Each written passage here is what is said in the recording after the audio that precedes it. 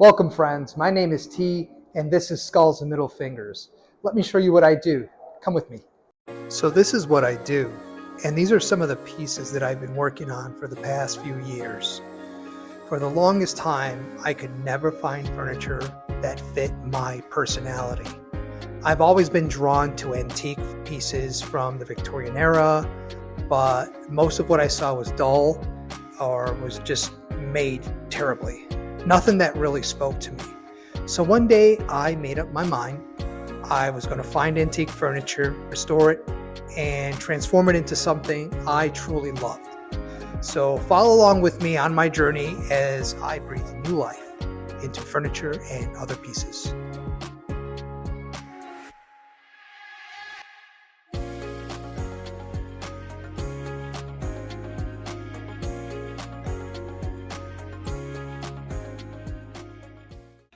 Here is my next project. I found this unique bench at an antique shop in Morris, Illinois.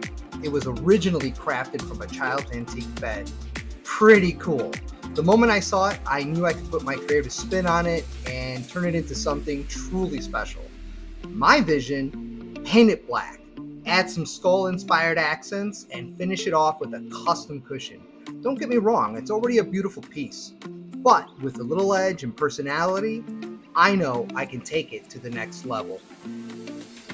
Let's get started. When I brought the bench home, I quickly realized it was pretty wobbly, so reinforcing the structure became my first priority.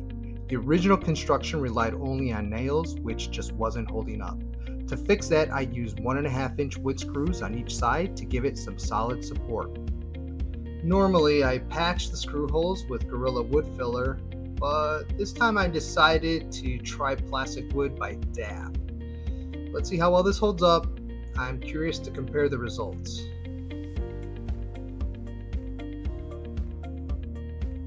Next up, removing the flower decal. The backrest of the bench had a floral decal that didn't quite fit my vision, so it had to go. Easier said than done. It took well over an hour to get it off completely.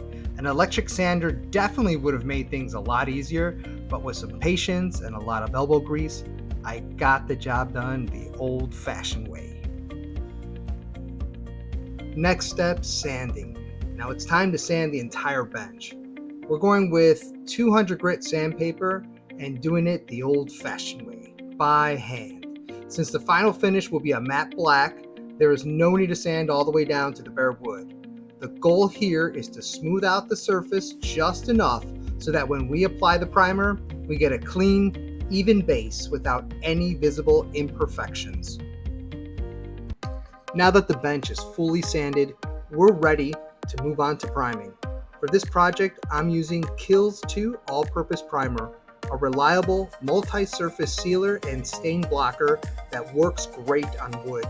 To apply it, I'm using my HVLP paint sprayer, model VF803. It comes with a variety of nozzle options, which helps ensure an even, smooth spray, perfect for a clean finish. We'll start from the bottom of the bench and work our way up to the top, finishing with the back. We'll be applying 2 coats of primer to fully block out any existing paint or stains. Once the primer is dry, I'll go over it with a fine grit sandpaper to smooth out the surface. From there, I'll decide whether a 3rd coat is necessary before moving on to paint. Now it's time to add some color. Now that the primer is fully dry, we're ready to move on to painting.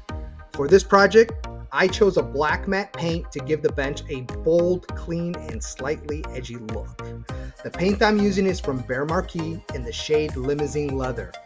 It's a deep, rich black with a smooth matte finish that fits the vibe I'm going for perfectly. Just like the primer, I'll be applying it with the HVLP sprayer to get a consistent, even coat across the entire piece. I'll start from the bottom and work my way up, ensuring full coverage. Once the first coat dries, I'll assess the finish and apply a 2nd coat if needed for that flawless, uniform look.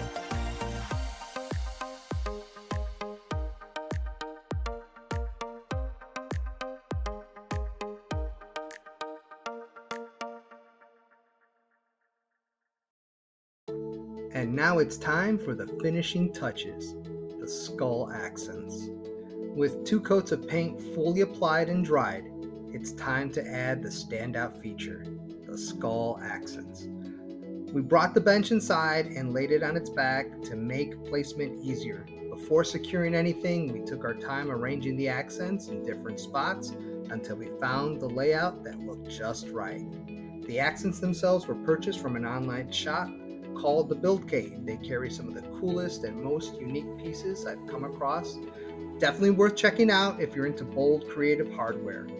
To attach the accents, I use Gorilla Clear Epoxy. First, I mix the epoxy thoroughly and let it sit for a couple of minutes to activate. Then I applied it to the back of each piece and carefully pressed it into place on the bench, applying pressure to make sure it bonded well.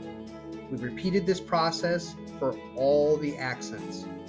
Once the epoxy fully cures and the pieces are secure, the bench will be ready for the final detail, the custom cushion.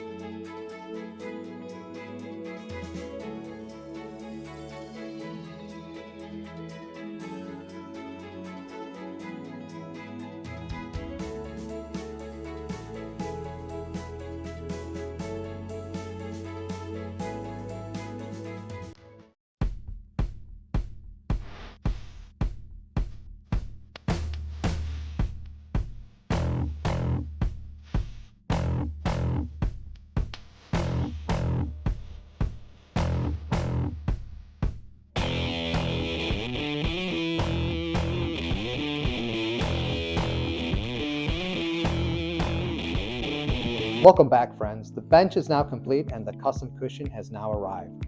The custom cushion is from a little shop named Maria's Cushion Corner, and its dimensions are 14.5 by 39.5. I really like the way that it fits on the bench. It really looks like it was meant to be on this bench. One of the things that I wish I would have done differently, this is a learning lesson, I wish I would have definitely filled in some of the indentations.